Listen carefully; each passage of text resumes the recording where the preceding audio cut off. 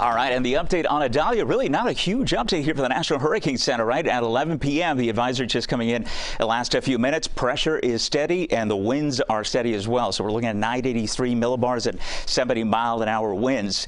Idalia is standing by to strengthen. It's holding here because the wind shear, I still think, has been bothering it all day out of the north and west, and that has inhibited its development here. But once it moves into the Gulf of Mexico, well, two things will happen. It'll run over that very record warm sea surface temperatures, which has a pretty good depth to it right now, and also the wind shear will begin to diminish. Both of those things are going to be favorable for jumping category kind of hurricane here. This is what we're going to be talking about with Cat 3 eventually making landfall. Burst of convection here over the last few hours, just a thunderstorm activity. Hard to pick out the center here, and that's why we're not looking at a hurricane at this hour. It's a tropical storm, but that's going to change heading into tomorrow. All right, here are the alerts. No big changes for us. We still have the tropical storm watch for the lower Keys from Key West to Marathon, about the 7-mile bridge there, and we're looking at, again, the possibility, when you have a watch, the possibility of tropical storm conditions there over the next 36 hours that'll likely get upgraded to a warning. Here is the track. No big change here either in the fact that the cone has remained about the same, and the wind speed, the maximum sustained wind speeds are still forecast at 120, so that has not gone up. In fact, landfall here now sometime early Wednesday morning. So we're looking at a landfalling storm across the Big Bend at 120 miles an hour. If this is the center, this is the area further east that's really going to get impacted with that onshore flow. Remember, the counterclockwise flow will have an offshore wind.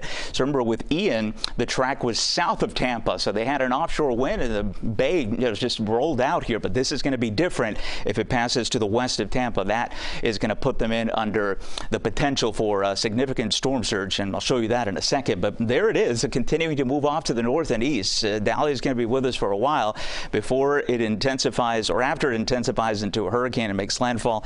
It'll likely impact with the southeast there, with some strong wind and also some rain back to a tropical storm status. But look at the rain shield now beginning to push up to the north, right? So we're going to get into that already tonight, into tomorrow, before the actual center passes safely out to our west, which is why we only have that tropical storm watch for the Keys. But we'll track these storms. They're going to come at times, with some squally weather here. We're looking at 40-mile-an-hour wind gusts, perhaps up to 50 miles an hour throughout the day. Tomorrow, it's going to be the really true outer bands of this tropical cyclone here as everything begins to lift to the north and east. And these bands can contain the strongest wind gusts here, anywhere from 40 to 50 miles an hour is depicted there by one of our computer model forecasts. The other ones are pretty much in line as well. And over my shoulder, that is the center. Obviously, that's going to be an eye.